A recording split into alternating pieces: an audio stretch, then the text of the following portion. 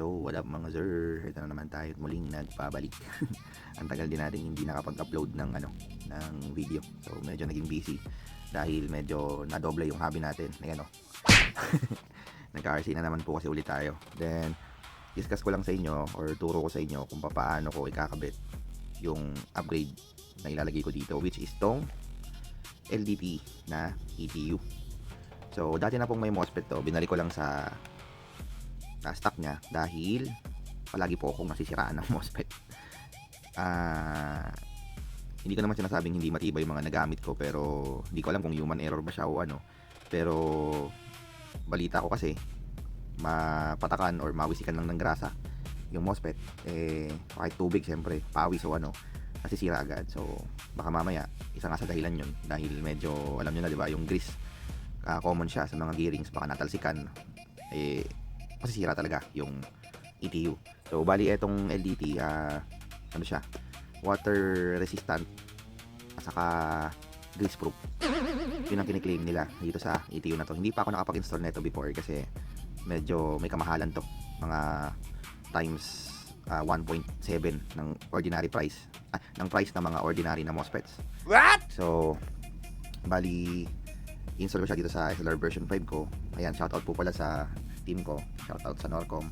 Then shoutout ko na rin yung brand ko, SKL Bomba na battery. Meron din po ako para sa mga RC SK batteries, pang 112, promote ko na rin, from 112, 110, 18. Magko-customize po tayo ng battery para dyan. So enough of that, baklasin ko lang muna tong unit na to, then pakita ko sa inyo kung paano ko i-install etong ETU na to.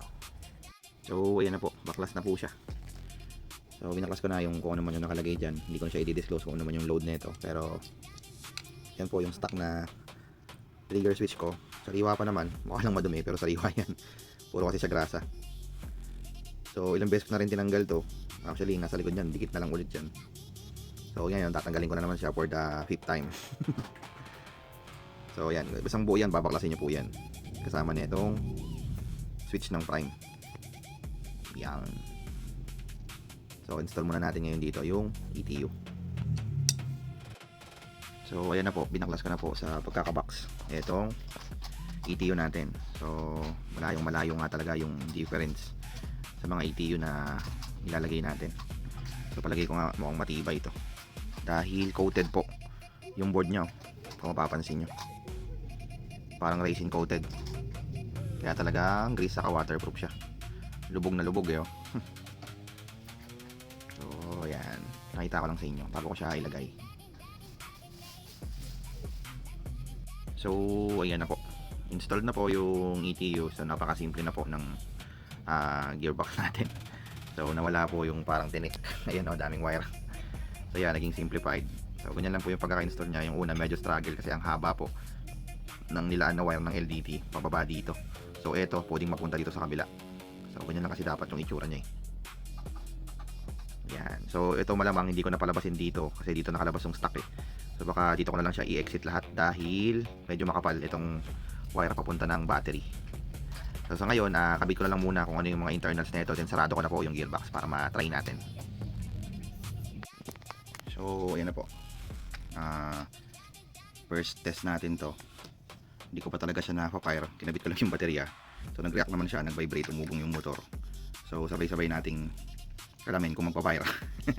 Yan, naka-single siya, naka-single kasi pagkakabit mo yun, naka-single talaga or naka-semi-auto. Bali pakita ko lang, ito yung mga tinanggal natin sa stock na trigger. So ayan, so ito rin siya. So tinanggal ko rin pala yung terminal na kasama ng LDT. Sinolder ko na lang siya dun sa stock na na terminal. Masalimuot pa kasi tanggalin So maayos pa naman yung terminal niyan. So ayun na, moment of truth. Fire na natin to. Okay. So ayan, nagpa-fire. Ayos. So puloto tayo. Lakas, no? So test fire natin mamaya kapag nakakabit ko na yung handguard. So ito na po mga sir, try natin. So una rin tayong makakasaksi kung mag-auto prime ba. Hindi ko kasi alam kung ano mga settings na ito Testing. Okay, nag-auto prime naman siya. Tingnan natin kung fire. Uy, may bala agad oh. Ayos. Testing natin yung full auto niya. Punta tayo sa labas. Okay, check natin ang maambon pa oh. Ayos. So, ayos naman siya. So, ayun. Kung nagustuhan nyo po yung maiksi kong video, pwede nyo pong i-like, then share nyo na rin po sa mga naka-SLR na advisable kasi na maglagay talaga tayo ng ETU or ETU MOSFET dahil mas maganda yung cycle ng piston saka regulated yung kuryente. So, medyo ang naging problema ko lang pala, ayan ang haba. So, gawa na natin ang paraan yan. So, yun lamang po. Maraming salamat.